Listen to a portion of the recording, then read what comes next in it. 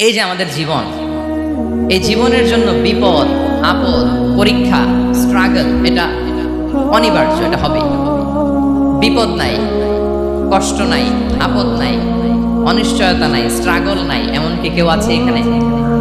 কেউ কি হাত তুলে বলতে পারবেন যে হুজুর আমার জীবনে কোনো বিপদ নাই, অথবা আমার জীবনে কোনো দুঃখ নাই, কষ্ট নাই, কোনো স্ট্রাগল নাই, কোনো রিস্ক নাই? এরকম সৌভাগ্যবান কেউ আছেন এখানে? তাহলে জীবনের জন্য পরীক্ষা এটা অনস্বীকার্য, হবেই হবে পরীক্ষা। পৃথিবীর জীবনটাই এমন, এভাবেই এই লাইফকে ডিজাইন করা হয়েছে। পরীক্ষা থাকবে, এখানে বিপদ থাকবে, এগুলো উত্তীর্ণ হয়ে আপনাকে যেতে হবে। চির সুখ, চির শান্তি এটাই পৃথিবীতে হয় না। চির সুখ এবং চির শান্তির জায়গা হচ্ছে জান্নাত। চির সুখ এবং চির শান্তি কোথায়? এটা জান্নাতের বৈশিষ্ট্য। চির সুখ, চির শান্তি, টেনশন নাই, ঝামেলা নাই, পরীক্ষা নাই, বিপদ নাই, রিস্ক নাই, স্ট্রাগল নাই।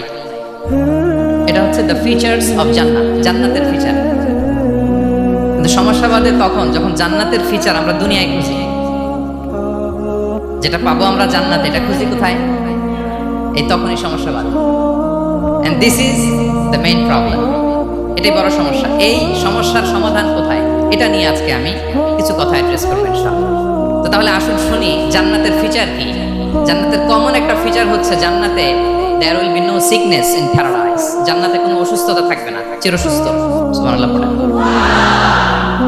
চিরসুস্থ, চির সবল, কেউ অসুস্থ হবে না জান্নাতে। জান্নাত হবে অ্যান্টি এজিং, জান্নাতে বয়স বাড়বে না কারো।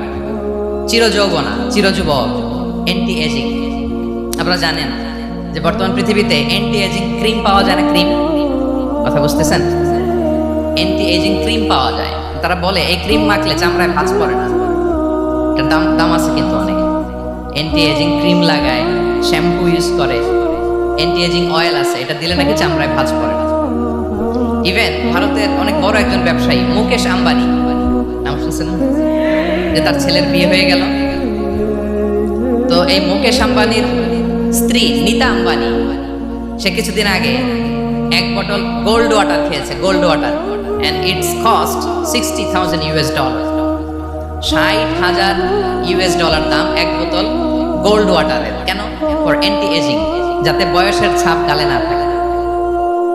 এখন বলেন এভাবে কি আমাদের বয়সকে ধরে রাখা সম্ভব এই পৃথিবীতে? সম্ভব না, কারণ এই ফিচারটা দুনিয়ার ফিচার না, এটা জান্নাতের ফিচার। সুবহানাল্লাহ পড়েন।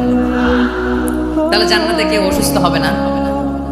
জান্নাত হবে চির যৌবন, চির যৌবনা। ওখানে আমরা যুবক থাকবো, প্রত্যেকে 33 বছরের যুবক যুবতী হয়ে জান্নাতে ঢুকবে। বিষ্ণু ইসলাম বলেন আহলুল জান্নাতি জুরদা ওয়া মুরদা ওয়া আবনাউ সালাসিন ওয়া সালাসিন। জান্নাতে যারা যাবে শুভ্র দাড়িবিহীন, প্রত্যেকে হবে 33 বছর বয়সের। ওই যে 33 বছর বয়সে একবার ঢুকলেন আর বয়স বাড়বে না, ওইটাই চিরকাল ওই বয়স পাবে। জান্নাতের আরেকটা ফিচার হচ্ছে নো ফ্রাস্ট্রেশন, কোনো চিন্তা নাই, দুশ্চিন্তা নাই, হাইপার টেনশন নাই, সজীব প্রাণবন্ত। সুবহানাল্লাহ। জান্নাতের আরেকটা ফিচার হচ্ছে there is no expiry date in জান্নাত। এক্সপায়ারি ডেট আছে? জান্নাতে যে ঢুকবো 7 দিনের জন্য চেক ইন, নাকি চেক ইন কয় দিনের জন্য?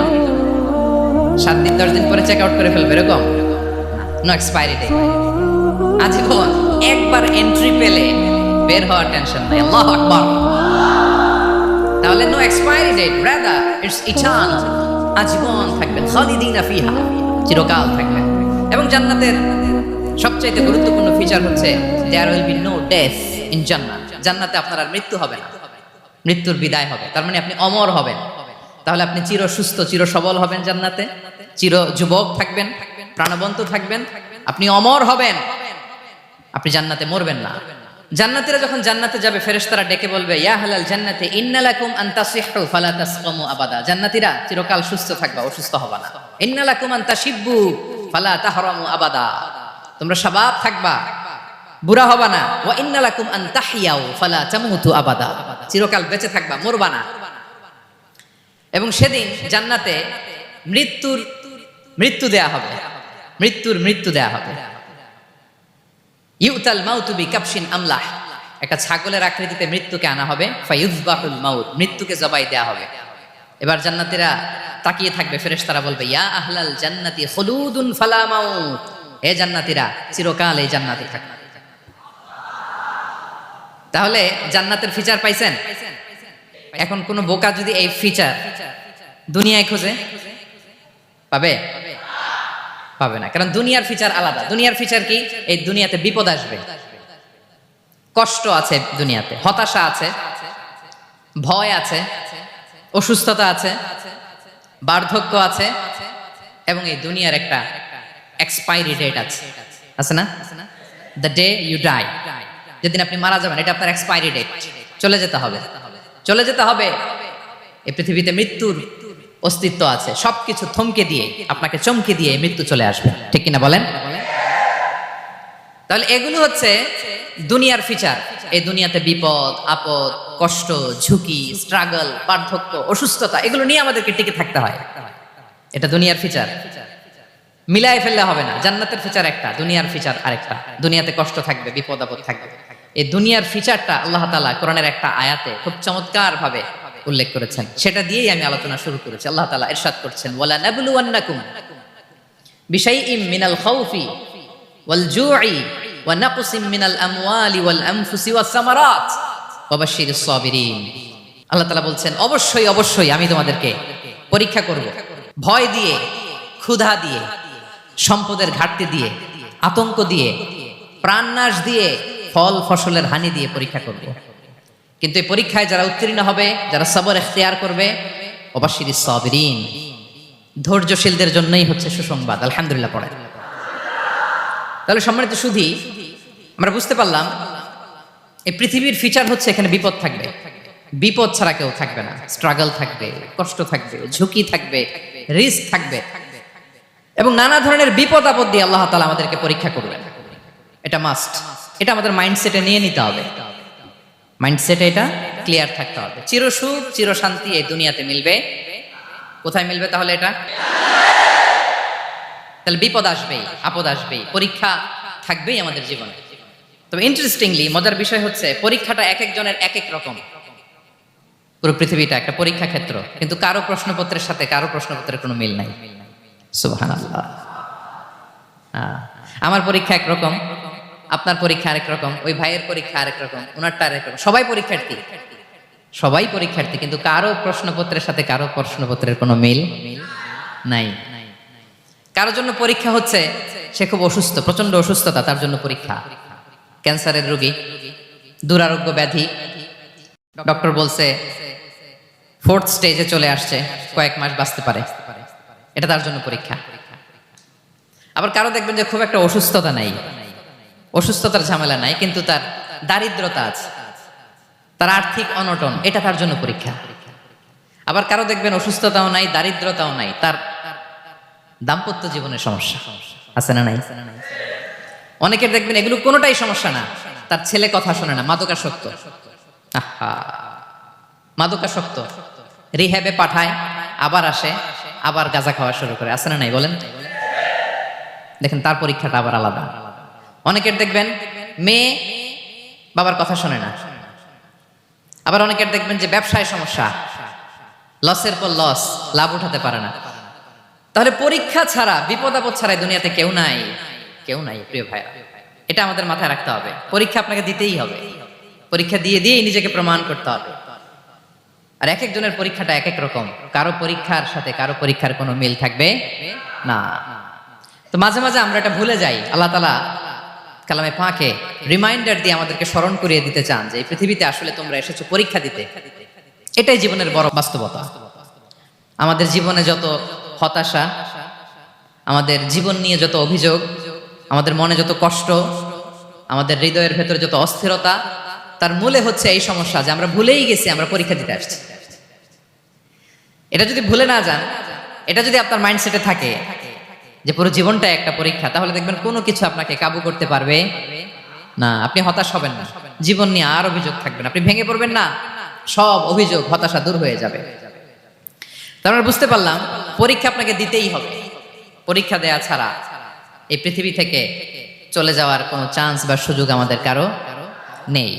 সূরাতুল আনকাবুতে আল্লাহ তাআলা এই কথাটা আরো চমৎকার ভাবে বলেছেন। আল্লাহ তাআলা ইরশাদ করছেন, আহাসিবান নাসু আইয়ুতরাকু আইয়াকুলু আমান্না ওয়া হুম লা ইফতানুন ওয়ালাকাদ ফাতান্নাল্লাযীনা মিন ক্বাবলিহিম ফালা ইয়া'লামান্নাল্লাহুল্লাযীনা সাদাকু ওয়ালা ইয়া'লামান্নাল কাযিবিন। আল্লাহ বলেন, মানুষ কি ভেবেছে সে শুধু বলবে আমি ঈমানদার আর তাকে আমি জান্নাতে ঢুকাই দিব? না, কখনো না, কোশ্চিন কালেও না। বরং পূর্ববর্তীকালে যারা পৃথিবীতে এসেছিল তাদেরকে আমি পরীক্ষা করেছি এবং তাকেও ঈমানের প্রশ্নে সে সত্যবাদী না মিথ্যাবাদী পরীক্ষা দিয়ে দিয়ে নিজেকে প্রমাণ করতে হবে। ঠিক কিনা বলেন? পরীক্ষা দিয়ে আপনাকে প্রমাণ করতে হবে। এবং এই পরীক্ষার ব্যাপারটা, এটা যে শুধু আমরা সাধারণ মানুষ আমাদের জীবনে দুঃখ বিপদ পরীক্ষা এমনটা না। এই পৃথিবীর সবচাইতে শ্রেষ্ঠ মানুষ যারা ছিলেন তাদেরকে আল্লাহ পরীক্ষা নিয়েছেন। বলেন তো, এই পৃথিবীতে সবচাইতে শ্রেষ্ঠতম মানুষ কারা? সবচাইতে শ্রেষ্ঠ ভালো মানুষ কারা ছিল পৃথিবীতে? বলেন তো, নবীরা। আওয়াজ করে বলেন তো, কারা? তো বলেন তো, নবীদের জীবনে পরীক্ষা ছিল কি ছিল না? হ্যাঁ, ছিল। বেশি না কম? বিষ্ণু ইসলামকে জিজ্ঞাসা করা হলো, আইয়ুন নাসি আশাদ্দু বালাআন ইয়া রাসূলুল্লাহ, হে আল্লাহর রাসূল, এই পৃথিবীতে কাদের জীবনে পরীক্ষা বেশি? বিষ্ণু ইসলাম বললেন, আল আম্বিয়া, নবীদের জীবন। আল আম্বিয়া সুম্মাল আমসাল ফাল আমসাল, সবচাইতে জীবনে পরীক্ষার সম্মুখীন সবচাইতে বেশি হয়েছেন নবীরা। তারপরে নবীদের পরবর্তী অবস্থান যাদের, সিদ্দিকিন যারা, সোহাদা যারা, সালিহিন যারা, আল্লাহওয়ালা যারা, তাদের জীবনে পরীক্ষা বেশি। ইউবতালার রাজুলু আলা হাসাবি দীনি, ব্যক্তির দিনদারি যত বেশি তার জীবনে আল্লাহর পরীক্ষাও তত বেশি। আপনি আল্লাহওয়ালা হবেন, আপনার জীবনে পরীক্ষাও অনেক বেশি। এজন্য ইমানদার হওয়া যেমনি মর্যাদার, ইমানদারের জীবনে পরীক্ষাও হবে অনেক বেশি। এবং পরীক্ষা যত বড়, খেয়াল রাখতে হবে, মন খারাপ করার কোনো সুযোগ নেই। পরীক্ষা যার জীবনে যত বড়, সেটাতে সফল হতে পারলে ওটার প্রতিদানও বড়। পরীক্ষা যত বড়, এটাতে সাকসেস হইতে পারলে এটার রিওয়ার্ডও তত বড়। বিষ্ণু ইসলাম বলেন, ইযামুল জাযাই মা'a ইযামিল বালা, বালা যত বড় জাযাও তত বড়, প্রতিদানও তত বড়। আপনারা নবীদের জীবনে যদি খেয়াল করেন, দেখবেন যেই নবীর জীবনে পরীক্ষা যত বেশি, সেই নবীর জীবনে সফলতাও তত বেশি। সাইয়েদনা ইব্রাহিম আলাইহিস সালামের কথাটা একটু খেয়াল করেন তো, বলেন তো, ওনার জীবনে পরীক্ষা কেমন ছিল? বেশি না কম?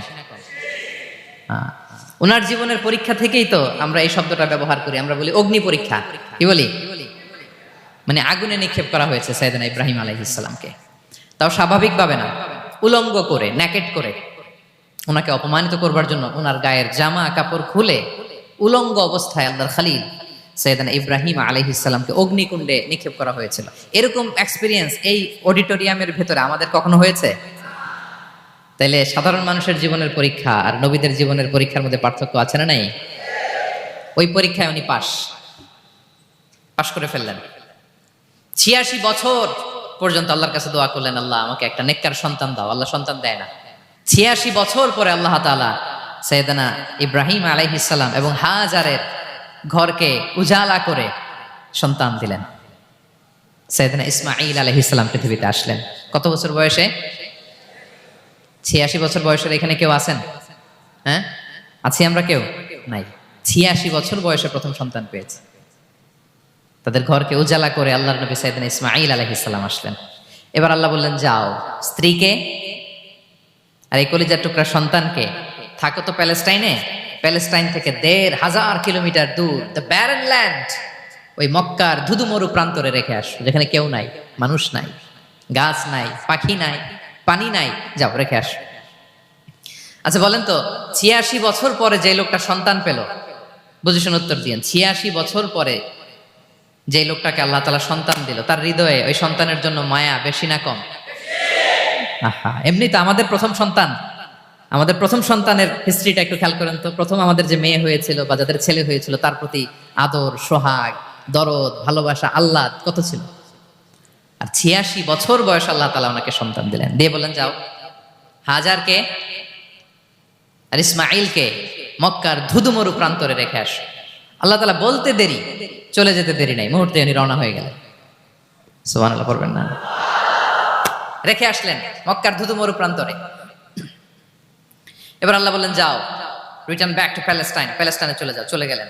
হৃদয়টা ভেঙে খান খান, অনেক বছর পরে আল্লাহ তাআলা আবার অনুমতি দিলেন, যাও এবার ছেলেকে দেখে আসতে পারো, যাও প্যালেস্টাইন থেকে আবার মক্কায় যাও।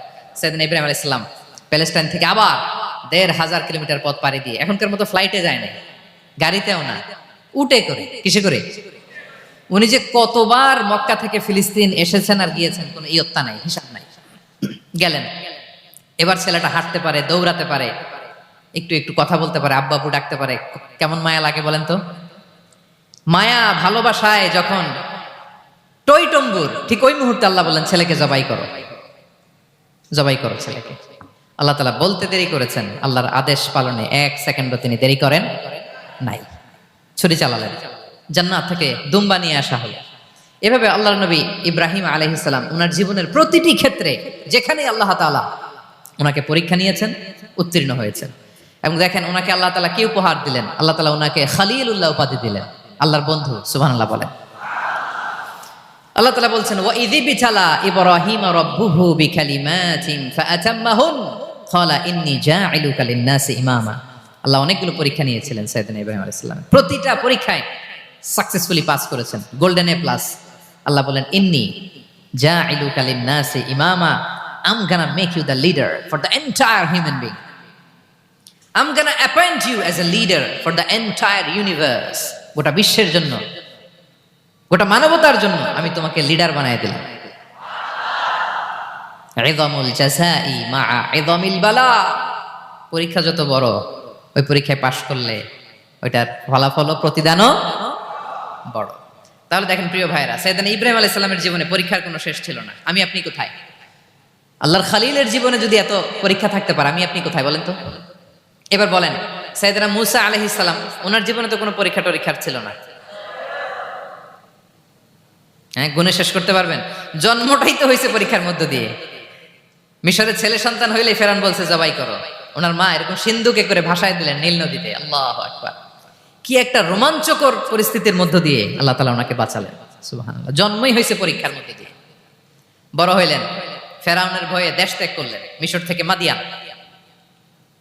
আবার আল্লাহর আদেশে যখন ফিরে আসলেন, আবার ফেরাউনের সাথে তর্ক বিতর্ক, যুদ্ধ।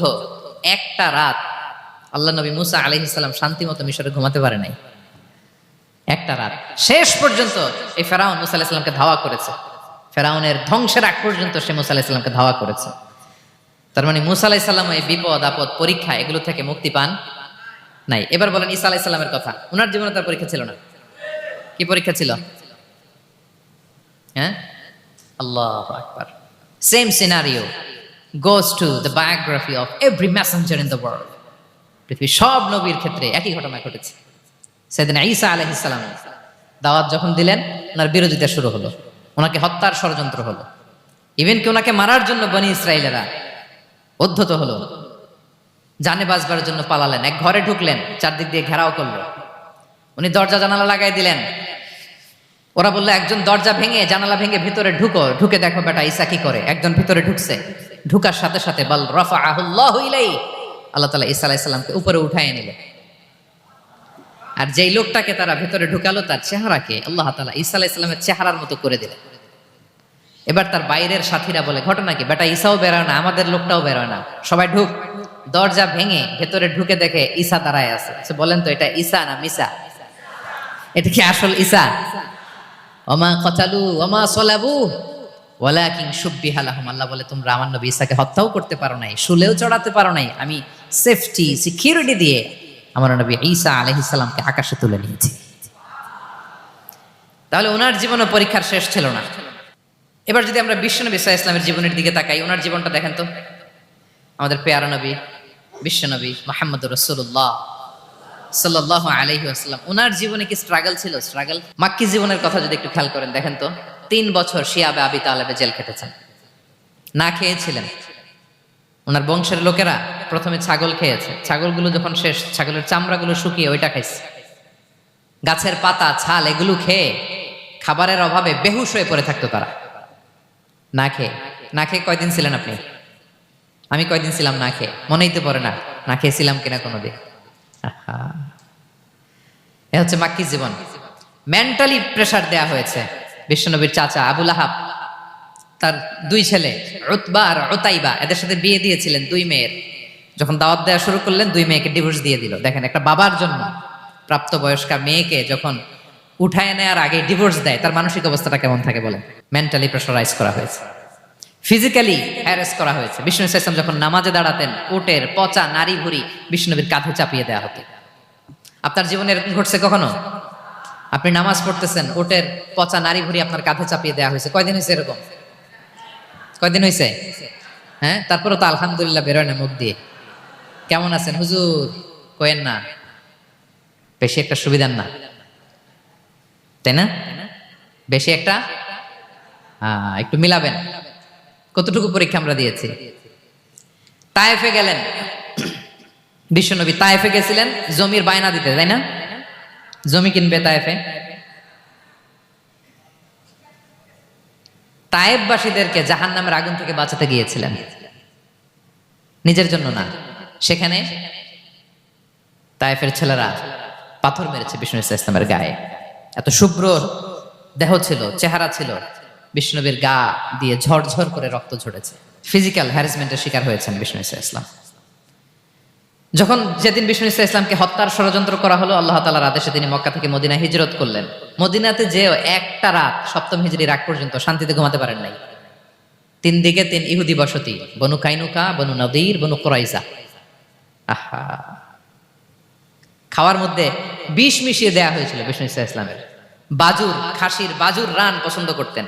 এক ইহুদি মহিলা বিষ্ণু ইসলামের ওই রানের মধ্যে বিষ মিশিয়ে দিয়েছিল। ওই বিষের যন্ত্রণায় মৃত্যুর আগ পর্যন্ত বিষ্ণুনবী কাতরাতেন, এবং উনি ইন্তেকালের সময় ওই বিষের ব্যথা যন্ত্রণাতে ইন্তেকাল করেছেন। বিষ্ণুনবীর ইন্তেকালটা শাহাদাতের ইন্তেকাল ছিল। বিষ্ণু ইসলাম বলেছেন, ওই যে খায়বার এলাকার ওই মহিলা যে আমার খাবারে বিষ মিশিয়েছিল, সেই বিষের যন্ত্রণা, বেদনা, কষ্ট আমি অনুভব করছি। খেয়ে না খেয়ে দিন প্রচারের কাজে নিজেকে দিয়েছ বিলিয়ে, তায়েফের কাফিরেরা চিনল না সে আলো, দুষ্ট ছেলেদের পিছু দিল লেলিয়ে, পাথরের আঘাতে ক্ষত বিক্ষত হয়ে সারা শরীর থেকে রক্ত ঝরে। হে রাসূল তোমাকে ভুলি আমি কেমন করে, হে রাসূল তোমাকে ভুলি আমি কেমন করে। হাজার ব্যথা বেদনার পরে ফিরে আসনি তুমি আপন ঘরে, দিনের আলো তুমি ছড়িয়ে দিতে চলে গেলে মদিনায় মক্কা ছেড়ে। হে রাসূল তোমাকে ভুলি আমি কেমন করে, হে রাসূল তোমাকে ভুলি আমি কেমন করে। ঠিক কিনা বলেন? একটা রাত শান্তিতে, শান্তির ঘুম তিনি দিতে পারেন নাই। প্রিয় ভাইরা, তাহলে আমরা কি বুঝলাম? বিশ্বনবীর জীবনে পরীক্ষা ছিল কি ছিল না? আমাদের উপায় আছে? আমরা বাঁচতে পারবো এই বিপদ আপদ পরীক্ষা ঝঞ্ঝাল থেকে? বাঁচতে চাইলেও বাঁচতে পারবো? পারবো না। ইমাম মালিক আলাইহি রাহমা নাম শুনেছেন? ইমাম মালিক, ওনার জ্ঞান থেকে লাখো লাখো মানুষ উপকৃত হয়েছে, কোটি কোটি মানুষ উপকৃত হয়েছে। মদিনার রাস্তায় রশি দিয়ে ওনাকে টেনে হিচড়ে এক এলাকা থেকে আরেক এলাকায় নিত জালেম বাদশারা। ইমাম মালিক আলাইহি রাহমা। ইমাম আহমদ ইবনে হাম্বল, ওনাকে বেত্রাঘাত করা হতো, চাবুক দিয়ে পেটানো হতো। আমাদের মাযহাবের ইমাম আল ইমাম আল আযম আবু হানিফা আলাইহি রাহমা, ওনাকে কারাবন্দী করা হয়েছিল। তার মানে দেখেন, যত বড় বড় স্কলার, যত বড় বড় মাশায়েখ, এমনকি আম্বিয়া আলাইহিমুস সালাম, ওনারাও পরীক্ষা বিপদ আপদ থেকে রেহাই পান। পাইছে? তাহলে আপনি আর আমি পাবো? বলেন তো। তাহলে এটা আমাদের ব্রেইনে গেঁথে নিতে হবে যে জীবন মানেই এখানে বিপদ থাকবে, পরীক্ষা থাকবে, স্ট্রাগল করে করে আমাকে আগাতে হবে। কেউ আমার জন্য রেড কার্পেট বিছিয়ে রাখবে না। এই জীবনটা বড় জটিল। This is life, how it's design. এভাবেই পৃথিবীকে ডিজাইন করা হয়েছে। এখানে বিপদ আছে, কষ্ট আছে। এই পরীক্ষা দিয়ে দিয়ে আপনাকে উত্তীর্ণ হতে হবে। বুঝতে পেরেছেন প্রিয় ভাইরা? নাও দ্য কোশ্চেন আরাইজ, এখন প্রশ্ন হচ্ছে, কেন আল্লাহ এই পরীক্ষা নেন? কেন? আল্লাহ তাআলা সূরা মুলকে বলেছেন, এই পৃথিবী সাজানোর, এই জীবন মৃত্যুর এই খেলা, এর উদ্দেশ্যটাকে আল্লাহ তাআলা স্পষ্ট করে বলেছেন, আল্লাযী খালাকাল মাউতা ওয়াল হায়াতা লিয়াবলুয়াকুম আইয়ুকুম আহসানু আমালা। জীবন মৃত্যু দিয়ে তোমাদের জীবনকে সাজানো হয়েছে এজন্য, যাতে করে তিনি তোমাদের পরীক্ষা করতে পারেন। কি করতে পারেন? তোমাদের মধ্যে কে সৎকর্মে অগ্রগামী, কে কাজে ভালো, আমলে ভালো, এটা দেখার জন্য। বেসিকলি আল্লাহর দেখার প্রয়োজন নাই, আমাদেরকে দেখানোর জন্য এই পরীক্ষার আয়োজন। আমি ভালো করবো না খারাপ করবো এটা আল্লাহ জানে না, তো ওনার পরীক্ষা করা লাগে কেন?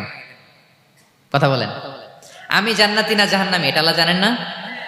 বেসিকলি আমাদেরকে জানানোর জন্য এই পরীক্ষার আয়োজন। কাদেরকে জানানোর জন্য? মানে তুমি জেনে যাও তুমি জান্নাতি না জাহান্নামী। আমি ভালো করেই জানি। একটা ছোট্ট উদাহরণ দিলে বুঝতে পারবেন প্রিয় ভাইয়েরা। ধরেন আল্লাহ তাআলা দুইজনকে সৃষ্টি করলেন। উদাহরণস্বরূপ একজনের নাম আব্দুল্লাহ আর একজনের নাম আব্দুর রহমান। সৃষ্টির পরে আব্দুল্লাহকে বললেন, আব্দুল্লাহ আমি জানি তুমি পৃথিবীতে 50 বছর হায়াত পাইতা, খুব ভালো কাজ করতে, তুমি দুনিয়াতে অনেক ভালো কাজ করতে, এটা আমি আগেই জানি, আমার অসীম জ্ঞান বলে আমি আগে থেকেই জানি। তো যাও, তোমার এইমাত্র সৃষ্টি করলাম, যাও তুমি জান্নাতে ঢুকে যাও, কারণ আমি জানি তুমি জান্নাতি হবে। আচ্ছা, আর আব্দুর রহমান তুমি পৃথিবীতে খুব খারাপ কাজ করতে, এটা আমি জানতাম, তোমার পাঠাইলে খারাপ কাজ করবা, তুমি সীমা লঙ্ঘন করবা, অন্যায় করবা, অপরাধ করবা, তুমি জাহান্নামী হবা, যাও। যেহেতু আমি জানি পরীক্ষার আর দরকার নেই, তোমারে জাহান্নাম দিয়ে দিলাম, যাও ঢুকে যাও। আব্দুল্লাহ ঠিকই জান্নাতে ঢুকে যাবে, আব্দুর রহমান কি ঢুকবে? ঢুকবে। সে বলবে, আল্লাহ এইমাত্র আমারে বানাইলেন, এইমাত্র আপনি আমাকে সৃষ্টি করলেন, সৃষ্টি করেই বলতেছেন তুমি জাহান্নামে যাও, আর বলতেছেন আমি জানি দুনিয়াতে পাঠালে তুমি খারাপ কাজ করবা, তুমি জাহান্নামী হবা, পাঠানোর আর কি দরকার, আগে থেকে জাহান্নামে যাও। আল্লাহ আপনি জানলে জানতে পারেন, আমি তো জানি না। ঠিক কিনা বলেন? সে বলবে, না আল্লাহ আপনি ভুল বলতেছেন, এই দুনিয়াতে পাঠাইলে আমি খুব ভালো কাজ করতাম, আমি সীমা লঙ্ঘন করতাম না, নামাজ পড়তাম, রোজা রাখতাম, হজ করতাম, যাকাত দিতাম, সাদাকা করতাম, চ্যারিটি করতাম, জনকল্যাণকর সব ভালো কাজগুলো আল্লাহ আমি করতাম। এজন্য আল্লাহ তাআলা পরীক্ষার আয়োজন করেছেন, যাতে করে তুমি জেনে যাও যে পৃথিবীতে তুমি কি করেছো। এখন আর আল্লাহকে এক্সকিউজ দেওয়ার সুযোগ নেই। আচ্ছা বলেন তো, আবু জাহেলকে যদি আল্লাহ এখন কিয়ামতের দিন বলে, Abu Jahl go to the hell fire, আবু জাহেলের কিছু বলার সুযোগ আছে? কারণ ও দুনিয়াতে কি করে আসছে এটাও জানে না। ফেরাউনকে ডেকে যদি আল্লাহ বলে, ফেরাউন তুমি জাহান্নামে যাও, go to the hell fire, ওর কি কোনো এক্সকিউজ দেওয়ার সুযোগ আছে? বলেন, সুযোগ আর আছে? কারণ তুমি দুনিয়াতে কি করেছো তোমার চেয়ে ভালো কেউ আর জানে। তা পৃথিবীতে এই পরীক্ষার এই আয়োজনের সবচাইতে বড় উদ্দেশ্য হচ্ছে যাতে করে আমরা দেখে যাই যে আমরা কি কাজ করছি। কেউ যখন পরীক্ষা দেয় প্রিয় ভাইরা, ওই পরীক্ষায় কত পাবে তার একটা হিসাব আছে না? বলেন, আপনি গণিত পরীক্ষা দিয়ে আসছেন, যে 100-তে 100 পাবে সে বলতে পারে আমার সব অঙ্ক হয়েছে, ঠিক কিনা বলেন? আর যে লাড্ডু গুড্ডু বুঝছেন তো, কিছুই পারে নাই, ঘোড়ার ডিম, তারও একটা হিসাব আছে যে সে কিছুই লিখে আসতে পারে নাই। তাই পৃথিবীতে এই পরীক্ষার আয়োজনের প্রধানতম কারণ হচ্ছে যাতে করে আমরা বুঝে যেতে পারি যে আমরা কোথায় যাব, জান্নাতে না জাহান্নামে। প্রিয় সুধী, এ পর্যায়ে আমরা জানবো এই যে পরীক্ষা আল্লাহ তাআলা নিচ্ছেন আমাদেরকে, এই পরীক্ষায় সফল হওয়ার মূল মন্ত্র কি। কোরআনে বিভিন্ন আয়াতে এই পরীক্ষার কথা বলা হয়েছে এবং এই পরীক্ষার সফলতার মূল মন্ত্রও কোরআনে ঘোষিত হয়েছে। আলহামদুলিল্লাহ বলেন। যে আয়াত দিয়ে আমি শুরু করেছি এই আয়াতে আল্লাহ তাআলা বলেছেন, ওয়াবাশশিরিস সাবিরিন, নবী হে ধৈর্যশীলদেরকে আপনি সুসংবাদ দিন, ধৈর্যশীলদেরকে সুসংবাদ দিন। তার মানে বিপদে ধৈর্য ধারণ করতে হবে প্রিয় ভাইরা। ইন্নামাস সাবরু ইনদা সাদামাতিল উলা, বিপদে আমরা অনেক সময় প্যানিক হয়ে যাই, অস্থির হয়ে যাই, কি করব, হতাশ না। মুমিনরা হতাশ হয় না, ধৈর্য ধারণ করে। কি করে? কি করে? ধৈর্য ধারণ করার শক্তি দাও গো মেহেরবান আমায়, দাও গো মেহেরবান। পড়েন, ধৈর্য ধারণ করার শক্তি দাও গো মেহেরবান আমায়, দাও গো মেহেরবান। সবাই বলুন একসাথে, ধৈর্য ধারণ করার শক্তি দাও গো মেহেরবান আমায়, দাও গো মেহেরবান। বুকের ভেতর ব্যথার নদী বইছে অবিরাম, বইছে বইছে অবিরাম। পড়ুন, ধৈর্য ধারণ করার শক্তি দাও গো মেহেরবান আমায়, দাও গো মেহেরবান। পড়েন আমিন। আল্লাহ যেন বিপদে আমাদেরকে ধৈর্য ধারণ করার তৌফিক দান করে। প্রিয় ভাইয়েরা, ধৈর্য এটা এমন একটা গাছ যে গাছের সারা গায়ে কাটা, কিন্তু এই গাছের ফলটা বড় সুস্বাদু। আই রিপিট, আমি আবার বলছি, ধৈর্য। এটা এমন একটা গাছ যে গাছের সারা গায়ে কাটা, কিন্তু ফলটা বড় মিষ্টি, ফলটা বড় সুস্বাদু। সবাই ধৈর্য ধারণ করতে পারে না। বিষ্ণু ইসলামকে আল্লাহ তাআলা নানা সময় আশ্বস্ত করেছেন, সান্ত্বনা দিয়েছেন, আর ধৈর্যের বাণী শুনিয়েছেন। আল্লাহ বলেন, ফাসবির কামা সবারা উলুল আজমি মিনার রাসূল। নবী হে, আপনার আগে দৃঢ় প্রত্যয়ী নবীরা যেরকম ধৈর্য ধারণ করেছে, আপনিও ধৈর্য ধারণ করুন। সূরাতুল মুজাম্মিল আল্লাহ তাআলা বলছেন, ওয়াসবির আলা মা ইয়াকুলুনা ওয়াহজুরহুম হাজরান জামিলা। ওরা যাই বলুক, আপনি ধৈর্য ধারণ করুন, ওদের কথাকে ইগনোর করুন। Just ignore what they are saying to you. যা বলে আপনি জাস্ট ইগনোর করেন। ওরা বিষ্ণু ঈসা ইসলামের মনোবলকে ভেঙে দেওয়ার জন্য কখনো বিষ্ণু ঈসা ইসলামকে কবি বলে গালি দিত। কবি কি বলতো? শায়ের। কখনো বলতো মজনুন, পাগল। নাউজুবিল্লাহ পড়বেন না? পাগল বলে গালি দিত। মাঝে মাঝে বলতো কাহিন, গণক। মাঝে মাঝে বিষ্ণু ঈসা ইসলামকে তারা বলতো আবতার, লেস কাটা। মুহাম্মদ, তোমার ছেলে নাই, তোমার বংশ নির্বংশ হয়ে গেছে, তোমার নাম নেয়ার মতো কেউ নাই। আহা, কপাল পোড়া। গোটা বিশ্বব্যাপী বিষ্ণু ঈসা ইসলামের সুনাম সুখ্যাতি ছড়িয়ে দিয়েছে কে? আকাশ বাতাস মাড়িয়ে, সাত আকাশ ছাড়িয়ে আল্লাহর আরশ পর্যন্ত আল্লাহ তাআলা বিষ্ণু নবীর সুনাম সুখ্যাতিকে সুউচ্চ করেছেন। ঠিক কিনা বলেন?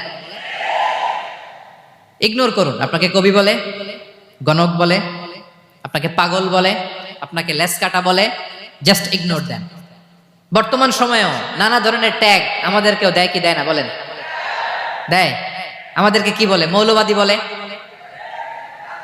বলে বলে ওই যে রাজাকার বলে। হ্যাঁ, রাজাকার রাজাকার খেলার দিন শেষ। মন মতো হইলে মুক্তিযোদ্ধা, মন মতো না হইলে রাজাকার, এই দিন শেষ।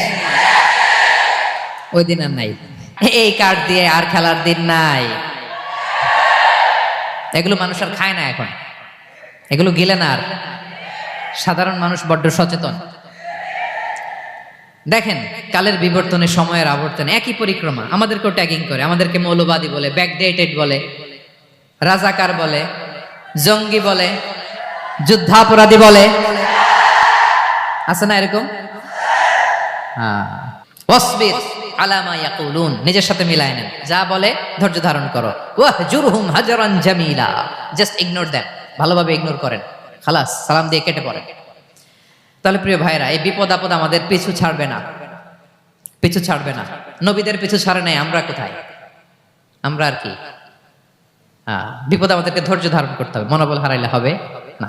দেখেন বিশ্বনবী কিভাবে আপনাদেরকে সান্ত্বনা দেয়। বিশ্বনবী বলেন, আজাবান লি আমরিল মুমিন, মুমিনের ব্যাপারটা বড় আশ্চর্যজনক। ফাইন্না আমরাহু কুল্লাহু লাহু খাইর, মুমিনের জীবনে যা ঘটে সবটাই খাইর, সবটাই কল্যাণ।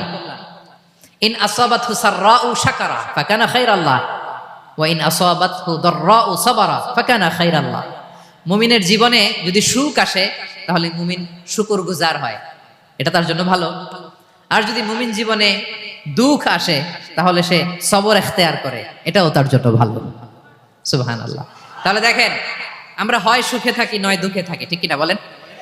তাহলে সুখের সময় আমরা শুকর করি, কি করি? শুকরগুজার হই। শুকরিয়া করাও একটা ইবাদত, শুকরিয়া করাও কি? আর দুঃখের সময় আমরা সবর করি, সবর করাটাও একটা। তাহলে আমাদের পুরো জীবনটাই ইবাদত, পুরো জীবনটাই। সুখের সময় শুকর আর দুঃখের সময় সবর। আওয়াজ করে বলেন, সুখের সময় শুকর আর দুঃখের সময়। এই দুই ইবাদত মুমিন জীবনে চলমান, কন্টিনিউয়াস, একটা উইন উইন সিচুয়েশন। কি বলেন? উইন উইন হয়ে গেল না? যেই পরিস্থিতিতেই থাকে আমাদের জন্য লাভ। আল্লাহু আকবার। তাহলে প্রিয় ভাইরা, এটাই জীবনের বাস্তবতা। সবর আমাদেরকে ইখতিয়ার করতে হবে, হতাশ হওয়া যাবে না। অনেকে আমরা অল্পতে হতাশ হই। এই যে আমরা ধৈর্য ধারণ করছি, এর ফল পাচ্ছি না। দীর্ঘ 1.5 দশক ধরে ধৈর্য ধারণ করছেন না আপনারা? এখন মুক্তি, স্বাধীনতা, বিজয় এনে দিয়েছে কে? ধৈর্য ধারণ করুন। ধৈর্যের যে ফলাফল, এটা বড় মিষ্টি। ধৈর্য এমন একটা গাছ, এই গাছের সারা গায়ে কাটা, কিন্তু এর ফলটা বড় সুস্বাদু, এর ফলটা বড় মিষ্টি। ধৈর্য ধারণ করার অভ্যাস করতে হবে প্রিয় ভাইরা। মুমিন হতাশ হয় না, হাল ছেড়ে দেয় না। মুমিন ভরসা রাখে একজনের উপর, তিনি কে? লা তাইয়াসু মির রাউহিল্লাহ ইন্নাহু লা ইয়াইয়াসু মির রাউহিল্লাহি ইল্লাল কওমুল কাফিরুন। আল্লাহর রহ থেকে, রহম থেকে নিরাশ হয়ে যাও না। কাফির ছাড়া, অকৃতজ্ঞ ছাড়া কেউ আল্লাহর রহ থেকে, আশা থেকে নিরাশ হয় না। শয়তানের সবচেয়ে বড় মিশন হলো আমাদেরকে হতাশ বানানো। এটা খেয়াল রাখবেন। শয়তানের সবচাইতে বড় মিশন কি? আমাদেরকে হতাশ করে দেয়া। হতাশ বানাইতে পারলে সে সাকসেসফুল, খুশি। কিন্তু আমরা এত সহজে হতাশ হই না, আমরা নিরাশ হই না, আমরা বিপদে হাল ছেড়ে দেই না। আমরা ভরসা রাখি এক মহান সত্তার উপর। তিনি কে? মনে থাকবে? বিপদ আসলে ভেঙে পড়বেন, ভিসা না হইলে কান্নাকাটি শুরু করবেন, ব্যবসায় লস হইলে হাউমাউ, হ্যাঁ, দেশ থেকে কোনো দুঃসংবাদ আসলে হতাশ হবেন, ভেঙে পড়বেন। ধৈর্য ধারণ করব আমরা। আওয়াজ করে বলেন, আমরা কি করব? সবর। বিপদ ট্যাকেল দেওয়ার প্রথম স্টেপ হচ্ছে সবর। ধৈর্য ধারণ করতে হবে। অবশ্যই সাবিরিন, ধৈর্যশীলদেরকে সুসংবাদ দাও। বিপদ থেকে বাঁচার দ্বিতীয় স্টেপ হচ্ছে এই বিপদ থেকে উত্তরণের চেষ্টা করতে হবে। কন্টিনিউয়াস প্রচেষ্টা চালিয়ে যেতে হবে। ওয়াল্লাযীনা জাহাদু ফিনা লানাহদিয়ান্নাহুম সুবুলানা। যারা আমার রাস্তায় চেষ্টা করে, প্রচেষ্টা করে, স্ট্রাগল করে, তাদেরকে আমি পথ দেখিয়ে দেই, সুবুল দেখিয়ে দেই, ওয়ে আউট দেখায় দেই, এক্সিট দেখায় দেই। কোথাও আটকাবেন না আপনি, আপনাকে এক্সিট দেখায় দিবে কে? মালয়েশিয়াতে কেলুয়ার বলে না? কেলুয়ার কি বলে চিনেন? কেলুয়ার মানে কি? এক্সিট। এক্সিট পেয়ে যাবেন, আটকাবেন না আপনি জীবনে কোথাও। 3 নাম্বার, আল্লাহর উপর তাওয়াক্কুল করতে হবে বিপদ আসলে। ওমাইয়া তাওয়াক্কাল আলাল্লাহি ফাহুয়া হাসবুহ। আল্লাহর উপর যে তাওয়াক্কুল করে, আল্লাহই তার জন্য যথেষ্ট হয়ে যায়। তাহলে বিপদে প্রিয় ভাইরা আমরা প্যানিক হব না, ধৈর্য ধারণ করব, বিপদ থেকে উত্তরণের সর্বোচ্চ প্রচেষ্টা চালিয়ে যাব, আর ভরসা রাখবো একজনের উপর, তিনি কে? আর বিপদ আসলে এটাকে নেগেটিভলি নেবেন না সবসময়। বিপদ আপদ এটা অনেক পজিটিভ, ভালো জিনিস আমাদের জীবনে বয়ে নিয়ে আসে। শাইখুল ইসলাম ইবনু তাইমিয়া আলাইহি রাহমা, উনি বলতেন, খুব দামি কথা, খুব হেভি ওয়েট কথা, মনোযোগ দিয়ে শুনুন। তিনি বলতেন, যে নেয়ামত তোমাকে আল্লাহ থেকে দূরে সরায়, ওই নেয়ামতের চেয়ে বিপদ ভালো, যে বিপদ তোমাকে আল্লাহর দিকে ধাবিত করে। আই রিপিট, আমি আবারও বলি, যে নাজ নেয়ামত তোমাকে আল্লাহ থেকে দূরে সরিয়ে দেয়, সে নাজ নেয়ামতের চেয়ে ওই বিপদ আপদ ভালো, যে বিপদ আপদ তোমাকে আল্লাহর কাছে টেনে নেয়। তাহলে বিপদ আপদ আসলে আপনি হতাশ হবেন? আর কখনো দুঃখ করবেন? মোয়ারের ভাইয়েরা, আর মন খারাপ করবেন? আপনি খেয়াল করে দেখেন, বিপদ আসলে আমরা আল্লাহরে ডাকি বেশি।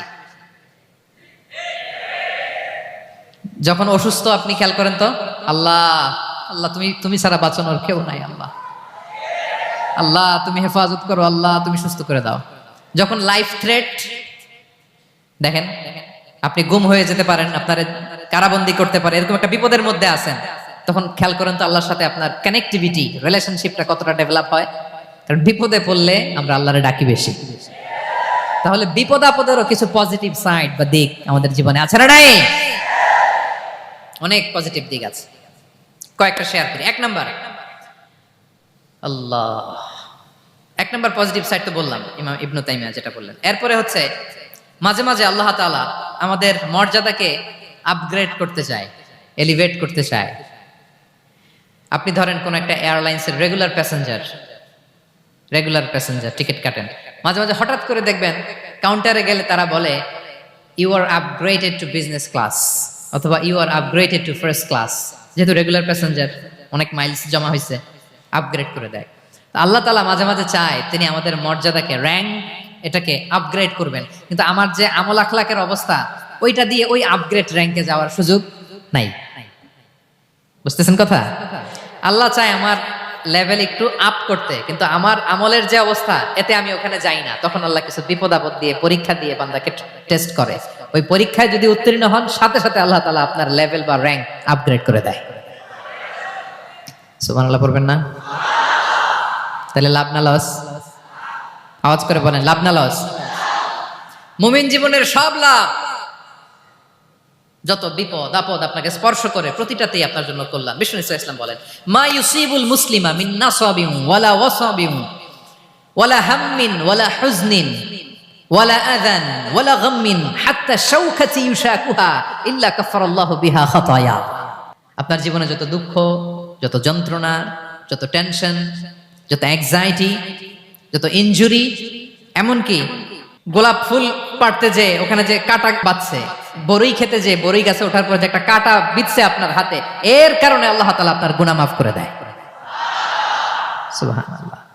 তাহলে বিপদ আপদ দিয়ে আল্লাহ বান্দার মর্যাদাকে আপগ্রেড করে, বিপদ আপদে ফেলে আল্লাহ তাআলা বান্দার পাপ মোচন করে, বিপদ আপদ দিয়ে আল্লাহ তাআলা বান্দার শাস্তি মওকুফ করে। এমন পাপ করছেন এটার জন্য শাস্তি বরাদ্দ হয়ে গেছে, কিন্তু আল্লাহ তাআলা ওই শাস্তি থেকে মাঝে মাঝে আপনাকে বাঁচাতে চায়, তখন কিছু বিপদ দিয়ে বান্দারে পরীক্ষা করে। উত্তীর্ণ হলেই আল্লাহ তাআলা ওই শাস্তিকে মওকুফ করে দেয়। তাহলে আসুন সামারি করি, পুরো আলোচনাটার সামারি করি। 1 নম্বর সামারি হচ্ছে বিপদ আপদ, পরীক্ষা, স্ট্রাগল, কষ্ট, এটা সুন্নাতুল্লাহি ফিদ দুনিয়া। এই দুনিয়ায় আল্লাহর সুন্নাত, এর বাইরে কেউ যেতে পারে না, ইভেন নট দ্য মেসেঞ্জার্স, নবীরাও না। আজকের আলোচনায় শুনছেন না নবীদের জীবন দিয়ে কি গেছে, ups and downs, test and trial, নবীরাও না। তাহলে এটা আমাদের মাইন্ডসেটের সাথে সেট আপ করে নিতে হবে যে অতীতে, বর্তমানে, ভবিষ্যতে বিপদ আপদ মুক্ত এই পৃথিবীতে কেউ থাকবে না। পারবেন? হ্যাঁ, এটা মাইন্ডসেটে নিয়ে নিতে হবে যে এটাই জীবন, বিপদ আপদ দিয়ে আল্লাহ পরীক্ষা করবেন। এটাই পৃথিবী। চির সুখ চির শান্তি এই পৃথিবীতে খুঁজলেই পাওয়া যায় না। শুরুতে বলছিলাম না, চির সুখ চির শান্তি। বলেন তো এটা কি দুনিয়ার ফিচার না জান্নাতের ফিচার? জান্নাতের ফিচার দুনিয়ায় খুঁজলে পাওয়া যাবে? যাবে না। তাহলে আজকের আলোচনার 1 নম্বর লেসন হচ্ছে বিপদ আপদ এটা সুন্নাতুল্লাহি ফিদ দুনিয়া। এই দুনিয়া আল্লাহর সুন্নাত, এটা থেকে মুক্তি পাওয়ার কোনো সুযোগ নাই, নবীরাও পায় নাই। 2 নম্বর লেসন, বাঁচার যেহেতু সুযোগ নাই, we have to face it with patience, intellect and tawakkul. বিপদে অস্থির হওয়া যাবে না, এটাকে ফেস করতে হবে উইথ পেশেন্স, ধৈর্যের সাথে। বিপদ আমরা মোকাবেলা করব কিসের সাথে? ধৈর্য। প্যানিক হবেন না, অস্থির হবেন না, ধৈর্য ধারণ করবেন উইথ ইন্টেলেক্ট। আল্লাহর দেয়া আপনার ইন্টেলেক্ট খাটিয়ে এই বিপদ উত্তরণের সর্বান্তকরণের চেষ্টা প্রচেষ্টা আপনার চালায় যেতে হবে। আর সবশেষে আত-তাওয়াক্কুল আলাল্লাহ, ডিপেন্ডিং অন আল্লাহ, ভরসা করব কার উপর? আল্লাহর উপর। পারা যাবে তো? আচ্ছা, 2টা লেসন গেল। 3 নম্বর লেসন হচ্ছে আমাদের ছেলে মেয়েদেরকে we have to educate our child regarding the test and trial in this দুনিয়া। দুনিয়ার এই বিপদ আপদের ব্যাপারে আমাদের ছেলে মেয়েদেরকে শেখাতে হবে, বুঝাতে হবে। ওরা ছোট মানুষ তো অস্থির হয়ে যায়, আব্বু আমার সাথে কেন এমন হয়, আমারই শুধু পেন্সিল চুরি হয়, আমারই শুধু এটা হয়, আমি পরীক্ষায় খারাপ করি, আমি ব্যথা পাই, আমার এই আমার সেই। ছোট মানুষ তো বুঝে না। ওরা বুঝাইতে হবে যে বাবা, this is the essence of life, এটাই জীবন, এটাই কি এই লাইফ হ্যাকস গুলো তাদেরকে শেখাইতে হবে। ডোন্ট বি প্যানিক, প্যানিক হওয়া যাবে না। This is how life is design, এটাই জীবন, বিপদ আপদ আসবে, এটাকে মেনে নিতে হবে, ছেলে মেয়েদেরকে শেখাইতে হবে, তাহলে তারাও প্যানিক হবে না। পারবেন তো ইনশাআল্লাহ? আচ্ছা, 4 নম্বর লেসন হচ্ছে যেটা আমরা জানলাম, এই বিপদ আপদ সবসময় আমাদের জন্য খারাপ না। সামটাইমস ইট ব্রিংস খায়ের for us if dealt properly. ঠিকমতো বিপদকে ডিল করতে পারলে এটা আসলে আমার জন্য আখেরে কল্যাণই বয়ে নিয়ে আসে। কি বলেন, তাই না? কল্যাণ বয়ে নিয়ে আসে। সব শেষ কথা হলো আমরা যেন এই বিপদগুলোকে প্রপারলি ডিল করতে পারি, আমরা যেন সবর ইখতিয়ার করতে পারি।